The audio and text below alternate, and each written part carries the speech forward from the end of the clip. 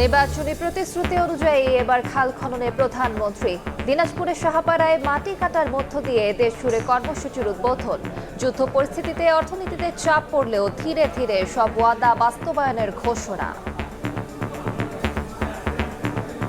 মধ্যপ্রাচ্য এই যুদ্ধ শুরু হওয়ার কারণে স্বাভাবিকভাবেই দেশের অর্থনীতির উপরে একটু চাপ পড়েছে। তারপরেও আমরা যেই কমিটমেন্ট, যেই ওয়াদা করেছি আমাদের মা বোনদের কাছে, যেই ওয়াদা করেছি আমরা, সেগুলো কিন্তু আমরা ধীরে ধীরে ইনশাআল্লাহ বাস্তবায়নের কাজ এরই ভিতরে আমরা শুরু করেছি। দেখছিলেন প্রধান শিরোনাম। দুপুরের সময় সঙ্গে আছি আমি আলিশা ইসলাম। এবার অন্যান্য শীর্ষ সংবাদ। কাল শুরু ঈদের ছুটি, উদযাপনে ঘরমুখী সব শ্রেণী পেশার মানুষ। যাত্রী বোঝাই করে ছাড়ছে ট্রেন। বাস টার্মিনালেও ভিড়, বেশি ভাড়া নিলে ব্যবস্থার হুঁশিয়ারি মন্ত্রী। জাতীয় ঈদগাহে ঈদ উল ফিতরের জামাত সকাল 8:30টায়। আবহাওয়া অনুকূলে না থাকলে 9টায় প্রধান জামাত হবে বায়তুল মোকাররমে, পরিদর্শন করে জানালেন ডিএসসিসি প্রশাসক। মহিমান্বিত রাতের অপেক্ষায় ধর্মপ্রাণ মুসলমানরা। জিকির আজকার ইবাদতে শবে কদর পালনের প্রস্তুতি। দোয়া কবুলের রাতে আল্লাহর নৈকট্য লাভের আশা।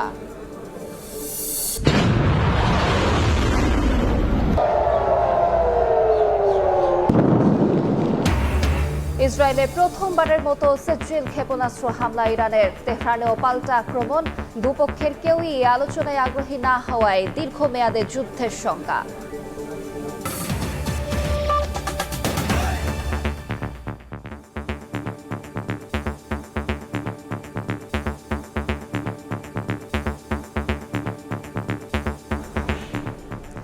নির্বাচনী প্রতিশ্রুতি অনুযায়ী এবার খাল খননে প্রধানমন্ত্রী তারেক রহমান। দিনাজপুরের সাহাপাড়া খালের মাটি কাটার মধ্য দিয়ে দেশ জুড়ে এই কর্মসূচির উদ্বোধন করেন তিনি। এতে অংশ নেন নারী পুরুষ সহ কয়েকশো মানুষ। এ সময় যুদ্ধ পরিস্থিতিতে অর্থনীতিতে চাপ পড়লেও ধীরে ধীরে সব ওয়াদা বাস্তবায়নের ঘোষণা দেন তারেক রহমান। খাল খননের মধ্য দিয়ে আজকে নির্বাচনী প্রতিশ্রুতি 1 মাসের মধ্যে খাল খনন কর্মসূচি। কোদাল হাতে নিজেই খাল খননের উদ্বোধন করলেন জনতার প্রধানমন্ত্রী। 4.5 দশকেরও বেশি সময় পর বাবার দেখানো পথে হাঁটলেন ছেলে তারেক রহমান। এই খাল খননের মধ্যে দিয়ে এবং দিনাজপুরের এই কাহারোল উপজেলায় দিনাজপুরের কাহারোলবাসীর সাহাপাড়া খাল, এক সময়ের ভরা এ খাল এখন মৃতপ্রায়। কৃষকের মুখে হাসি ফোটানো খাল এখন কাহারোলের দুঃখ। সেই দুঃখ ঘোষণার কাজে হাত দিয়েছে সরকার। আজকে আমাদের মাঝে নারী পুরুষ সহ কয়েকশো মানুষ অংশ নেন খাল খননে। খাল খননের পর বৃক্ষরোপণ করেন প্রধানমন্ত্রী। পরে উদ্বোধনী অনুষ্ঠানে বক্তব্যে তিনি বলেন, যুদ্ধ পরিস্থিতির কারণে দেশের অর্থনীতিতে চাপ পড়লেও ধীরে ধীরে বিএনপি সরকার সব অঙ্গীকার বাস্তবায়ন করবে। মধ্যপ্রাচ্য এই যুদ্ধ শুরু হওয়ার কারণে স্বাভাবিকভাবেই দেশের অর্থনীতির উপরে একটু চাপ পড়েছে। তারপরেও আমরা যেই কমিটমেন্ট, যেই ওয়াদা করেছি আমাদের মা বোনদের কাছে, যেই ওয়াদা করেছি আমরা, সেগুলো কিন্তু আমরা ধীরে ধীরে ইনশাআল্লাহ বাস্তবায়নের কাজ এরই ভিতরে আমরা শুরু করেছি। প্রিয় ভাই বোনেরা, আমরা কিন্তু বলেছিলাম যে আমরা এই খাল যেমন কাটার কথা বলেছিলাম, খাল কাটার কাজ আজকে শুরু করেছে। ঠিক একইভাবে মা বোনদেরকে ফ্যামিলি কার্ড পৌঁছে দেওয়ার কথা আমরা বলেছিলাম, সেটির কাজও আমরা শুরু করছি। একইভাবে কৃষক ভাইদের জন্য কিন্তু যেমন সুদ মওকুফ করেছি, আজকে খাল কাটার কাজ শুরু করেছি। একইভাবে আমরা বলেছি কৃষক ভাইদের কাছে আমরা, মা বোনদের কাছে যেরকম ফ্যামিলি কার্ড দিচ্ছি, কৃষক ভাইদের কাছে আমরা কৃষক কার্ড দিব। 5 বছরে 20,000 কিলোমিটার খাল খননের পরিকল্পনা রয়েছে বর্তমান সরকারের। খাতিক রহমান তমাল, সময় সংবাদ, দিনাজপুর। এই মুহূর্তে দিনাজপুরের কাহারোলে আছেন সহকর্মী ইমরুল আহসান। সরাসরি যাচ্ছি তার কাছে। ইমরুল, বিস্তারিত জানাবেন। খাল কাটা কর্মসূচি আনুষ্ঠানিকভাবে শুরু হয়েছে বেলা 12:30 কিছুক্ষণ পরে বিএনপির চেয়ারম্যান প্রধানমন্ত্রী তারেক রহমান উনি আনুষ্ঠানিকভাবে এই সাহাপাড়া খাল উদ্বোধনের মাধ্যমে একযোগে সারা দেশে 54টি খাল উদ্বোধন করেন। খাল কাটা কর্মসূচি পুনর্খননের কাজ উদ্বোধন করেন। এর মধ্য দিয়ে তার যে নির্বাচনী প্রতিশ্রুতি, সেই প্রতিশ্রুতির আরও একটি অঙ্গীকার উনি বাস্তবায়ন করলেন। যে নির্বাচনের পর সরকার গঠন হয়েছে আজকে 1 মাস গত মাসের 17 তারিখ সরকার গঠন হয়েছে, আজকে 16 তারিখ।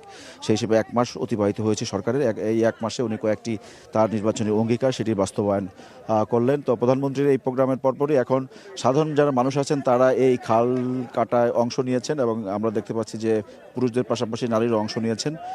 প্রধানমন্ত্রী ইতিমধ্যেই এই কাহারুলের যে এই সাহাপাড়া খাল সেখানে এই খাল কাটা কর্মসূচির পরে একটি সমাবেশে উনি বক্তব্য রেখেছেন। এই সমাবেশে বক্তব্য শেষে উনি এখন দিনাজপুরের পথে রয়েছেন। সেখানে পৌঁছে তিনি তার নানা নানি এবং তার খালা, তার 3 জনের 2 খালা 4 জনের কবর জিয়ারত সেখানে করবেন। বিকালে গড়ে শহীদ মাঠ সেখানে একটি সুধী সমাবেশে সেখানে হবে এবং সেখানে উনি বক্তব্য রাখবেন। সুধী সমাবেশের পর সেখানে ইফতার মাহফিলে উনি যোগ দেবেন এবং সন্ধ্যার পরে উনি ঢাকার উদ্দেশ্যে রওনা হবেন। সন্ধ্যা রাত 8:30টায় সৈয়দপুর বিমানবন্দর থেকে সর্বশেষ ফ্লাইটে উনি ঢাকায় যাবেন। সরাসরি যুক্ত ছিলাম দিনাজপুরে। প্রধানমন্ত্রীর মতো কোদাল হাতে খাল খনন কর্মসূচির উদ্বোধন করেন মন্ত্রী ও এমপিরাও। কৃষকেরা বলছেন এতে কৃষি, পরিবেশ ও স্থানীয়দের জনজীবনে ঘটবে ইতিবাচক পরিবর্তন। আর মন্ত্রীরা বলছেন শুধু খনন করলেই হবে না, সকলকে সংরক্ষণও করতে হবে। কোদাল হাতে খাল খননের কাজের উদ্বোধন করতে আসেন মন্ত্রী ও এমপিরা। তাদের সঙ্গে ছিলেন সরকারি ও বেসরকারি প্রতিষ্ঠানের কর্মকর্তারা। এ উপলক্ষে সোমবার সকাল থেকে খাল পাড়ে ভিড় সাধারণ মানুষের। প্রধানমন্ত্রীর নির্দেশনা অনুযায়ী 54 জেলায় একযোগে খাল পুনরুদ্ধারের কর্মসূচি চলবে। খাল খনন কর্মসূচিতে মন্ত্রী এমপিদের পাশাপাশি স্থানীয়রাও অংশ নেয়। স্থানীয়রা বলছেন এতে কৃষি, পরিবেশ ও স্থানীয়দের জনজীবনে ইতিবাচক পরিবর্তন ঘটবে। আমরা যারা চাষিরা আছি তারা পানি যাইবে সুন্দর মতন ব্লক করতে পারবো, আমাকে অনেক সুবিধা হয়। সুন্দরভাবে যদি খাল খনন হয়, আমরা সঠিকভাবে পানি পাই, তাহলে আমরা এই জমিগুলো সমস্ত চাষাবাদ করতে পারবো। দীর্ঘদিন অবহেলায় ভরাট হয়ে যাওয়া খাল পুনরুদ্ধারের মাধ্যমে পানি প্রবাহ স্বাভাবিক রাখা ও কৃষকদের সেচ সুবিধা নিশ্চিত করাই সরকারের লক্ষ্য জানান মন্ত্রী ও এমপিরা। অসৎ ঠিকাদার ও সরকারি কর্মকর্তারা সিন্ডিকেট করে খাল খননের নামে অর্থ লোপাট করতে না পারে সেজন্য জনগণকে তদারকি করার আহ্বান জানিয়েছেন তথ্য ও সম্প্রচার মন্ত্রী। আমাদের প্রধানমন্ত্রীর যে পরিকল্পনা আছে তা যদি আমরা আগামী 5 বছর যাবৎ আপনাদের দোয়া এবং সহযোগিতায় সঠিকভাবে বাস্তবায়ন করতে পারি, বাংলাদেশের ভাগ্য পরিবর্তনের এক নতুন দিগন্ত উন্মোচিত হবে ইনশাআল্লাহ।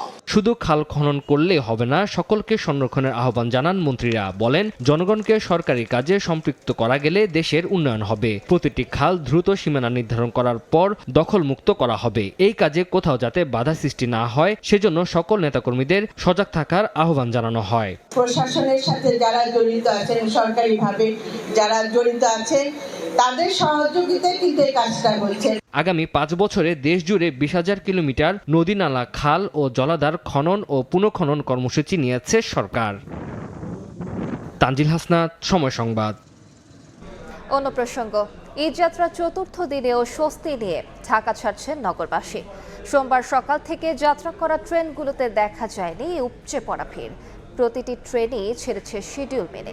ঈদযাত্রার শেষ দিন পর্যন্ত শিডিউল ঠিক রাখার প্রত্যয় রেলের। সড়কপথে ঈদযাত্রায় অতিরিক্ত ভাড়া নেয়ার অভিযোগ পেলেই ব্যবস্থা নেওয়া হবে বলে জানিয়েছেন সড়ক পরিবহন ও সেতু মন্ত্রী শেখ রবিউল আলম। এছাড়া তেলের কোনো সংকট নেই, দামও বাড়ানো হবে না বলে জানিয়েছেন তিনি। লম্বা হুইসেল বাজিয়ে ছুটল ট্রেন। প্রিয়জনদের সঙ্গে উৎসব উদযাপন আর যান্ত্রিক জীবন থেকে একটু অবসরের জন্য নগর ছাড়লেন যাত্রীরা। সোমবার সকাল থেকে কমলাপুর রেল স্টেশনে প্রতিটি ট্রেনের যাত্রীরা ঢাকা ছেড়েছেন স্বস্তি নিয়েই। খুব বেশি যাত্রী চাপ দেখা যায়নি। অতিরিক্ত গাদাগাদি আর উপচে পড়া ভিড় না থাকায় সন্তোষ প্রকাশ করেন তারা। বাড়িতে সবার সাথে করব, দাদু আছে, সবাই আছে, সবার সাথে এখানে ঈদ করব, এটা একটা মজা, এই জন্য আর কি যাওয়া এখানে। আমরা যখন ট্রেনে উঠলাম তখন থেকেই মনে হচ্ছে যে আমরা একটা ঈদ অনুভূতি চলে আসছে আমাদের মাঝখানে। প্রতিটি ট্রেনই ছেড়েছে সময় মতো। নির্ধারিত সময়ে যাত্রা করতে পেরে খুশি যাত্রীরা। সোমবার থেকে রেলপথের ঈদ যাত্রায় যুক্ত হয়েছে 3 জোড়া ঈদ স্পেশাল ট্রেন। সুন্দর পরিবেশ, কোনো ভিড় নেই। অনেক ভালো লাগতেছে যে বাসা যাব, সবার সাথে ঈদ করব। ঈদের যে ভিড়টা হওয়ার কথা সেইটা আজকে অন্তত দেখছি না। সড়ক পথের ঈদ যাত্রায়ও দেখা গেছে স্বস্তি। তেমন যাত্রী চাপ না থাকায় নির্বিঘ্নে বাড়ির পথে রওনা দিয়েছেন ঘরমুখী মানুষ। এবার কোনো টিকিটের দাম বাড়ে নাই, স্বাভাবিকই আছে এবং আগের মতো ভোগান্তিও নাই। ঈদ মানে তো আনন্দ, বন্ধু বান্ধব পরিবার সবার সাথে ঈদ করার জন্য আগে বাসায় যাওয়া হচ্ছে। সকালে রাজধানীর মহাখালী বাস টার্মিনাল পরিদর্শন করেন সড়ক পরিবহন ও রেলমন্ত্রী শেখ রবিউল আলম। উদ্বোধন করেন নারীদের জন্য শৌচাগার। বলেন, ঈদ যাত্রায় অতিরিক্ত ভাড়া নেওয়ার অভিযোগ পেলেই ব্যবস্থা নেওয়া হবে। নির্ধারিত টাকার চেয়ে 1 টাকা ভাড়া নেওয়ার কোনো সুযোগ নেই। মোবাইল কোর্ট এখানে আছে, এখানে ভিজিলেন্স টিম এখানে আছে, এখানে কন্ট্রোল রুম আছে পুলিশের। যে কোনো যাত্রী কমপ্লেন করে তাৎক্ষণিক ব্যবস্থা নেওয়া হবে এবং আমরা 24 ঘন্টা তৎপর আছি। 24 ঘন্টা। ঈদ যাত্রা নির্বিঘ্ন রাখতে সড়ক মহাসড়কে নিরাপত্তা বাড়ানো সহ সব ধরনের ব্যবস্থা নেওয়া হয়েছে বলে জানান মন্ত্রী। নাজমুস সালেহী, সময় সংবাদ, ঢাকা। ঈদ যাত্রার আরো খবর জানাতে এই মুহূর্তে রাজধানীর সদরঘাট লঞ্চ টার্মিনালে আছেন সহকর্মী আসিফ মোহাম্মদ সিয়াম। সরাসরি যাচ্ছি তার কাছে। সিয়াম, বেলা বাড়ার সঙ্গে সঙ্গে আমরা দেখতে পাচ্ছি যে সদরঘাট লঞ্চ টার্মিনালে এখানে যাত্রীদের ভিড়ও বাড়ছে। যদিও আর আগামীকাল থেকে সরকারি ছুটি শুরু হওয়ার কথা রয়েছে, কিন্তু আজ থেকেই যাদের পক্ষে সম্ভব হচ্ছে তারাই নারীর টানে তারাই ঘরে ফিরছেন। আমরা দেখতে পাচ্ছি যে এখন এই মুহূর্তে এখানে লঞ্চ টার্মিনালে মোটামুটি যাত্রীদের বেশ চাপ দেখা যাচ্ছে এবং তারা যদিও এখানে বেশিরভাগ লঞ্চই সন্ধ্যার পরে ছাড়ার কথা রয়েছে, কিন্তু তারা এখনই লঞ্চ টার্মিনালেও এসে উপস্থিত হয়েছেন এবং তারা লঞ্চে যার যার আসন গ্রহণ করছেন। আমরা যতটুকু শুনতে পেরেছি যে এবার ঈদযাত্রা নির্বিঘ্ন করার জন্য ঢাকা থেকে বরিশালগামী লঞ্চের মধ্যে অন্যান্যবার যেটা শোনা যায় যে মালিক সমিতির মধ্যে রোটেশন করে যেই লঞ্চ পরিবহন যে ব্যবস্থা ছিল, এবার সেই ব্যবস্থাপনাটা থাকছে না। এবার লঞ্চ মালিকরা তারা এই রোটেশনের বাইরে গিয়ে রোজই তারা এখানে ঘাটে লঞ্চ নিয়ে তারা তাদের মতো করে যাত্রী পরিবহন করতে পারবেন। এবং ঈদযাত্রা আরও নির্বিঘ্ন করতে আমরা দেখতে পেরেছি যে এখানে 3টি নতুন লঞ্চ প্রস্তুত রাখা হয়েছে। দুটি হচ্ছে ঢাকা থেকে হাতিয়া যাতায়াতের জন্য এবং আরেকটি হচ্ছে ঢাকা থেকে ভোলার চরফেশনে যাতায়াতের জন্য। এই 3টি লঞ্চ আর কিছুক্ষণের মধ্যে নৌপরিবহন মন্ত্রী শেখ রবিউল আলম এখানে এসে উপস্থিত হবেন এবং তিনি সেই 3টি লঞ্চ উদ্বোধন করার কথা রয়েছে। এছাড়া আমরা এবার লঞ্চ টার্মিনালে আরেকটি ব্যতিক্রমী উদ্যোগ নিতে দেখেছি, সেটা হচ্ছে যে এখানে যাত্রীদের নির্বিঘ্নে সেবা দেওয়ার জন্য এখানে 100টি ট্রলি এবং 40টি হুইল চেয়ারের ব্যবস্থা রাখা হয়েছে, যেটা এই ঈদযাত্রার 10 দিন পর্যন্ত যাত্রীদের সেবা দেওয়ার জন্য এই ব্যবস্থা এখানে করা হবে, যেটা কিছুক্ষণ পর নৌ পরিবহন মন্ত্রী এসে সেটা উদ্বোধন করবেন। তো সদরঘাট লঞ্চ টার্মিনাল থেকে এই ছিল আমার কাছে ঈদযাত্রার সর্বশেষ খবর। সরাসরি যুক্ত ছিলাম সদরঘাট লঞ্চ টার্মিনালে। জাতীয় ঈদগাহ ময়দানে ঈদ উল ফিতরের জামাত হবে সকাল 8:30টায়। আবহাওয়া খারাপ থাকলে প্রধান জামাত বায়তুল মোকাররম মসজিদে অনুষ্ঠিত হবে সকাল 9টায়। ঈদের নামাজ সামনে রেখে জাতীয় ঈদগাহ ময়দানে চলছে শেষ মুহূর্তের প্রস্তুতি। জাতীয় ঈদগাহ ময়দানে অনুষ্ঠিত হবে ঈদ উল ফিতরের প্রধান জামাত। চলছে শেষ মুহূর্তের প্রস্তুতি। 2-1 দিনের মধ্যে শেষ হবে সম্পূর্ণ কাজ। সোমবার সকালে ঈদগাহ ময়দানের প্রস্তুতি ঘুরে দেখেন ঢাকা দক্ষিণ সিটির প্রশাসক। তিনি জানান 90% কাজ শেষ। এবার জাতীয় ঈদগাহ ময়দানে একটি মাত্র জামাত অনুষ্ঠিত হবে সকাল 8:30টায়। আবহাওয়া খারাপ থাকলে প্রধান জামাত হবে জাতীয় মসজিদ বায়তুল মোকাররমে সকাল 9টায়। ধর্ম মন্ত্রণালয় সহ সবাই মিলে যেটা ঠিক করেছে যে টাইম থাকবে আমাদের 8:30টা।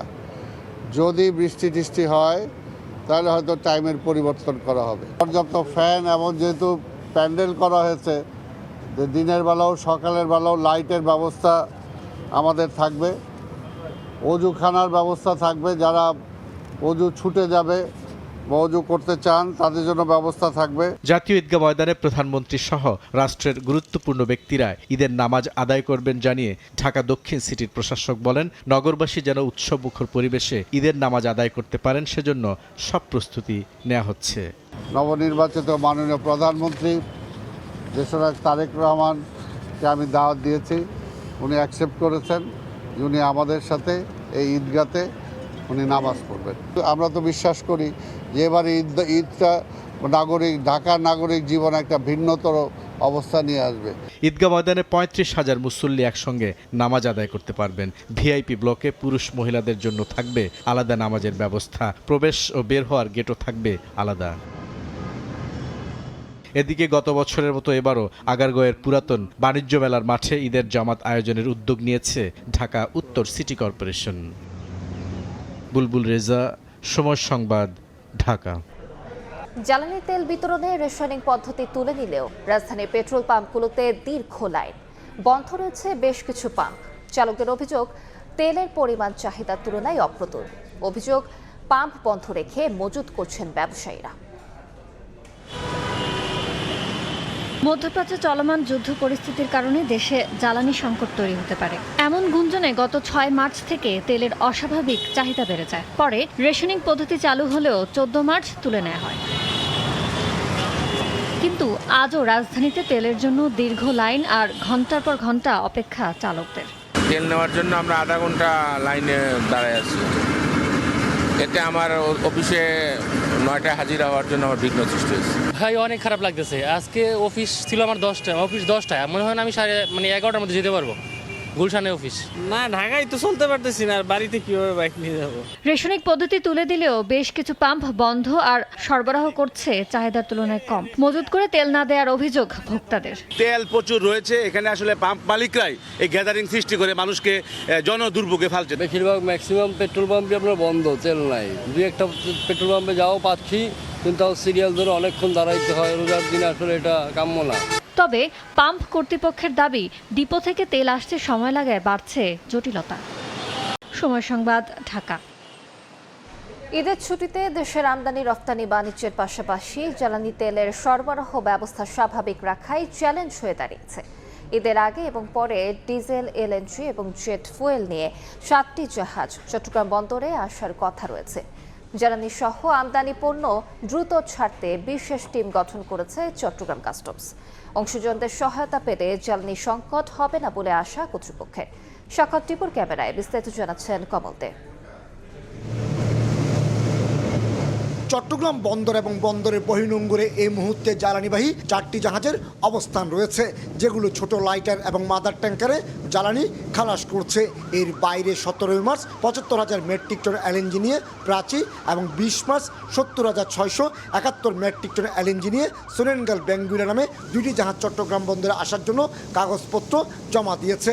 বাংলাদেশে আগমনের জন্য যে সমস্ত জাহাজগুলো থাকে তাদেরকে প্রাধিকার বার্তিং দেওয়া এবং আউটার অ্যাঙ্করে যদি তাদের পণ্য খালাসের যে নিরাপত্তার ব্যবস্থা রয়েছে সেটা বাংলাদেশ নৌবাহিনী এবং কোস্টগার্ডের সমন্বয়ে আমরা এটাকে সুনিশ্চিত করছি। তবে 24শে মার্চ থেকে 27 মার্চের মধ্যে 1 লাখ মেট্রিক টন ডিজেল নিয়ে 4টি জাহাজ এবং 20,000 মেট্রিক টন জেট ফুয়েল নিয়ে আরও একটি জাহাজ চট্টগ্রাম বন্দরে আসার কথা রয়েছে।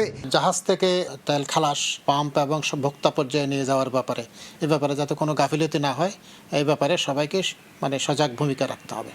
এদিকে ঈদের দীর্ঘ বন্ধে আমদানি এবং রপ্তানিবাহী কন্টেনার ওঠানামার পাশাপাশি গন্তব্যে পৌঁছাতে 21টি অফডককে নিরবিচ্ছিন্ন ডিজেল সরবরাহের দাবি জানিয়েছে বিগডা। ট্রাক, কাভার্ড ভ্যান এবং বেসরকারি অফডকগুলোতে যে ডিজেল বা জ্বালানি তেলের প্রয়োজনটা রয়েছে, সেই প্রয়োজন অনুযায়ী জ্বালানি তেলের সরবরাহটা নিশ্চিত করতে হবে। ঈদের বন্ধে জ্বালানি সহ সব ধরনের আমদানি পণ্য দ্রুত ছাড় করাতে 5টি বিশেষ টিম গঠন করেছে চট্টগ্রাম কাস্টম হাউস। প্রত্যেকটা জায়গাতেই অফিসাররা অ্যাপয়েন্টেড থাকবে, তারা তাদের স্ব দায়িত্ব পালন করবে। এক্ষেত্রে আমদানি এবং রপ্তানি কার্যক্রম স্মুথলি চলবে আশা করছি।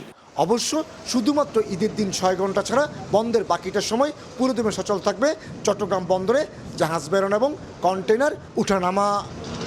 এবার নতুন করে সংকট সৃষ্টি হচ্ছে ঈদের বন্ধে জ্বালানি তেলের সরবরাহ লাইন স্বাভাবিক রাখা। আর তাই দেশের আমদানি রপ্তানি বাণিজ্য এবং জ্বালানি সংকট কাটাতে সবগুলি সংস্থাকে একযোগে কাজ করার তাগিদ ব্যবসায়ীদের। কমল দে, সময় সংবাদ, চট্টগ্রাম। জাতিকে দেয়া ওয়াদা পূরণ করতে নির্বাচন কমিশন সক্ষম হয়েছে বলে জানিয়েছেন সিইসি এএমএম নাসির উদ্দিন। ত্রয়োদশ জাতীয় নির্বাচন সুষ্ঠু ও সুন্দরভাবে সম্পন্ন করায় সংশ্লিষ্টদের প্রতি কৃতজ্ঞতা জানান তিনি। বলেন, এবারে নির্বাচনে কেউ ভোট দিতে পারেননি এমন কোনো ঘটনার নজির নেই। ভোটের পর নানা অভিযোগকে রাজনৈতিক সংস্কৃতির অংশ বলেও মন্তব্য করেন তিনি। অন্যান্য ত্রয়োদশ জাতীয় সংসদ নির্বাচনের 1 মাস 4 দিন পর কমিশনের কর্মকর্তাদের মুখোমুখি হন প্রধান নির্বাচন কমিশনার সহ অন্যান্য কমিশনাররা। সোমবার ইউএনডিপির উদ্যোগে নির্বাচন কমিশনে আয়োজিত আন্তর্জাতিক নারী দিবস উপলক্ষে আলোচনা সভায় অংশ নেন তারা। এ সময় প্রধান নির্বাচন কমিশনার AM নাসির উদ্দিন জানান, সুন্দর এবং স্বচ্ছ নির্বাচন করতে জাতির কাছে দেয়া ওয়াদা পূরণ করতে সক্ষম হয়েছে কমিশন। ভোটের পর ভোট কারচুপির নানা অভিযোগকে রাজনৈতিক সংস্কৃতির অংশ হিসেবে উড়িয়ে দেন সিইসি। আপনারা সবাই মিলে এখানে যারা আছেন, উপস্থিত আছেন, সবাই মিলে এখানে আমাদের প্রেসের সব মিলে আমার UNDP and other UN organisations and development partners মিলে আমরা সম্মিলিত প্রচেষ্টার মাধ্যমে যে ওয়াদা জাতির কাছে করেছিলাম সেই ওয়াদা আমরা ডেলিভার করতে পেরেছি। এর আগে বক্তব্য দেন নির্বাচন কমিশনাররা। এবারে নির্বাচনের রাজনৈতিক দলগুলো আচরণবিধি প্রতিপালন করায় রাজনৈতিক সংস্কৃতির পরিবর্তন ঘটেছে বলে মন্তব্য করেন তারা। বলেন 33% নারীর অংশগ্রহণ নিশ্চিত করতে রাজনৈতিক দলগুলোকে এগিয়ে আসতে হবে। দলের গঠনতন্ত্রে নারী পুরুষের মধ্যে যদি কোনো বৈষম্য দেখা যায়, কোনো নীতির মধ্যে যদি কোনো বৈষম্য থাকে, তাহলে নির্বাচন কমিশন রেজিস্ট্রেশন দিবে না। এখানে 33% এনশিওর করার ক্ষেত্রে নির্বাচন কমিশনের ভূমিকা কতটুকু আর রাজনৈতিক দল বা যারা আপনার পার্লামেন্টে থাকবেন তাদের ভূমিকা কতটুকু সেটুকু একটু বিবেচনায় আনতে হবে। ত্রয়োদশ জাতীয় নির্বাচন সুষ্ঠুভাবে সম্পন্ন করায় নির্বাচন কমিশনকে অভিনন্দন জানান ইউএনডিপির আবাসিক প্রতিনিধি Stephen dealer. The Bangladesh Election Commission, whose professionalism contributed greatly to the successful conduct of the recent election. নির্ভুল ভোটার তালিকা প্রণয়ন করতে পারলেই নারী ভোটার বৃদ্ধি পাবে বলে মনে করেন কমিশনাররা। ওয়ালিউল সাকিব, সময় সংবাদ, ঢাকা। খুলনায় দুর্বৃত্তের গুলিতে যুবদল নেতার মৃত্যু হয়েছে। সকালে নগরীর কেডিএ কল্পতরু মার্কেটের পাশে নিজ দোকানে বসেছিলেন ব্যবসায়ী রাশিকুল আনাম রাসু। এ সময় মোটরসাইকেলে আসা 3 দুর্বৃত্ত তাকে লক্ষ্য করে এলোপাতাড়ি গুলি ছোড়ে। মাথায় গুলিবিদ্ধ হন রাসু। আশঙ্কাজনক অবস্থায় তাকে উদ্ধার করে খুলনা মেডিকেলে নিলে চিকিৎসক মৃত ঘোষণা করেন। ঘটনার তদন্ত চলছে বলে জানিয়েছে পুলিশ। রাসু দৌলতপুর থানা যুবদলের সাধারণ সম্পাদক প্রার্থী ছিলেন। ক্লাস 1-এর পর ভর্তিতে লটারি পদ্ধতি থাকার যৌক্তিকতা নেই উল্লেখ করে এ বিষয়ে নীতিগত পর্যায়ে কাজ চলছে বলে জানিয়েছেন প্রাথমিক ও গণশিক্ষা প্রতিমন্ত্রী ববি হাজ্জাজ।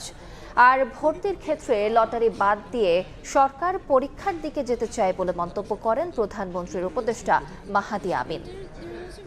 আমরা আসলে পুরো নতুন ভাবে, নতুন আঙ্গিকে ভিশন সাজিয়ে আমরা কাজ শুরু করছি। ফার্স্ট এন্ড ফরমোস্ট প্রাইমারিতে, তারপর অন্য জায়গাগুলোতে। প্রাইমারিতে চাই কারণ প্রাইমারির দায়িত্ব হলো ফাউন্ডেশনটা তৈরি করে দিয়ে সেকেন্ডারিতে উঠানো। আমাদের মাননীয় প্রধানমন্ত্রী গত 1 মাসের আমরা যদি কর্মসূচি দেখি, সেক্টর ধরে ধরে ফ্যামিলি কার্ড, কৃষক কার্ড, ইমাম মুয়াজ্জিনদের জন্য সুযোগ সুবিধা, শিক্ষাক্ষেত্রে যেটা করব, স্বাস্থ্যক্ষেত্রে আমাদের যেগুলো অব্যবহৃত ব্যবস্থাপনা রয়েছে সেগুলোকে কিভাবে কাজে লাগাবো, বৃক্ষরোপণ, খাল খনন কর্মসূচি সবগুলো কিন্তু বাস্তবায়ন শুরু হয়েছে।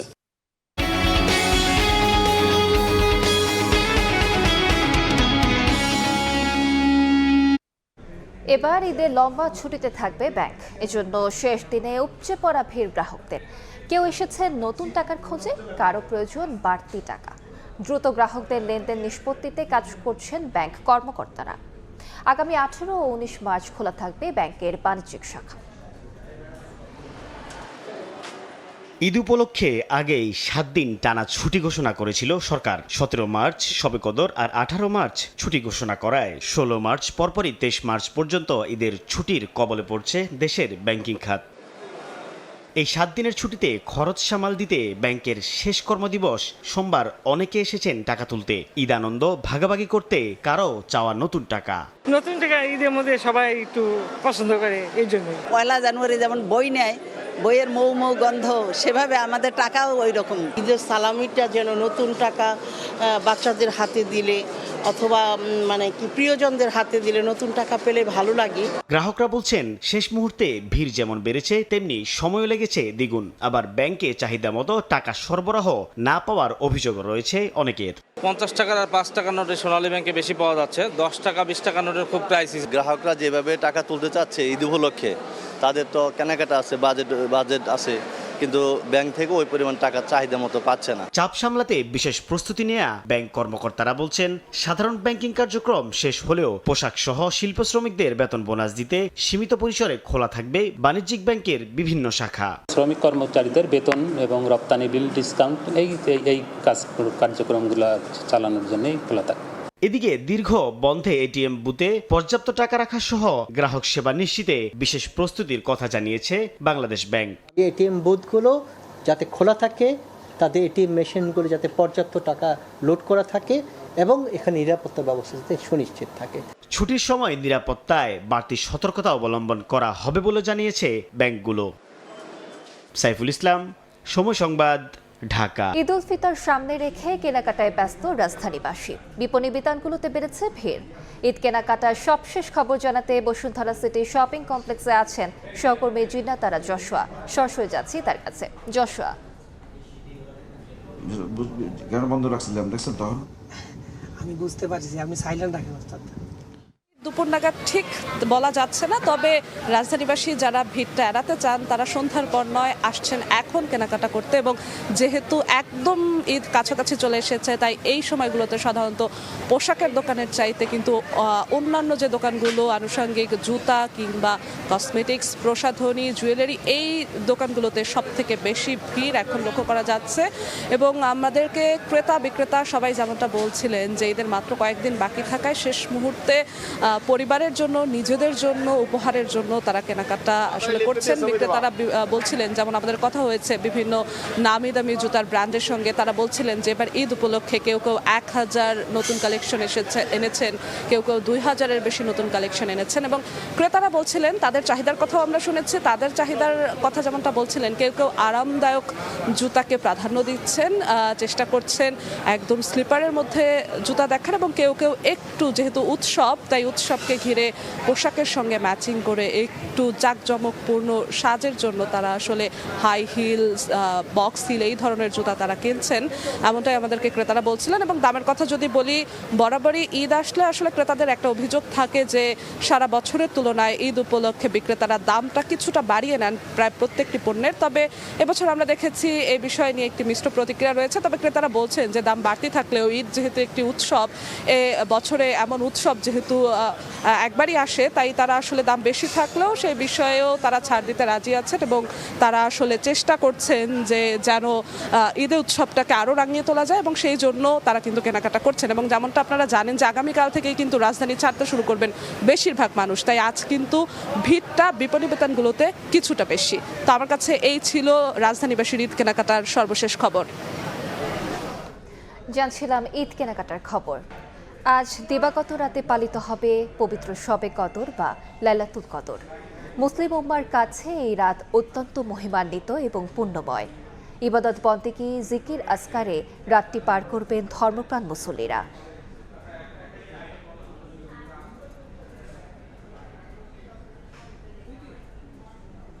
লাইলাতুল কদর বা শবে কদর মুসলমানদের কাছে অত্যন্ত মহামান্বিত ও পুণ্যময় এক রাত।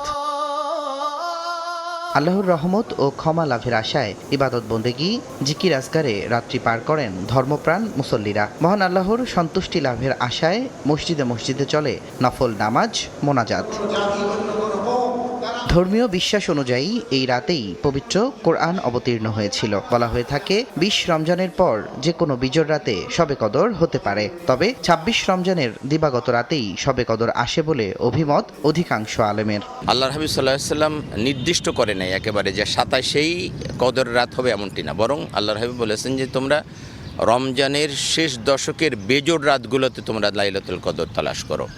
তবে অধিকাংশ উলামায়ে কেরাম 27কে বেশি প্রাধান্য দিয়েছেন। আলেমদের মতে মুমিনদের দোয়া কবুলের জন্য উত্তম রাত শবে কদর। যদি এই এক রাত কেউ ইবাদত বন্দেগী করে তাহলে এই 83 বছর 4 মাস লাগাতার এই লোক ইবাদত করে যতটা মর্তবা পেয়েছে, যতটা মর্যাদাবান হয়েছে, কেউ যদি এক রাত ইবাদত করে তার চেয়ে বেশি মর্তবা, তার চেয়ে বেশি মর্যাদা এই ব্যক্তি পেয়ে যাবে। শবে কদর উপলক্ষে 27 রমজান সরকারি ছুটির আওতায় থাকবে সারা দেশের সরকারি বেসরকারি অফিস আদালত।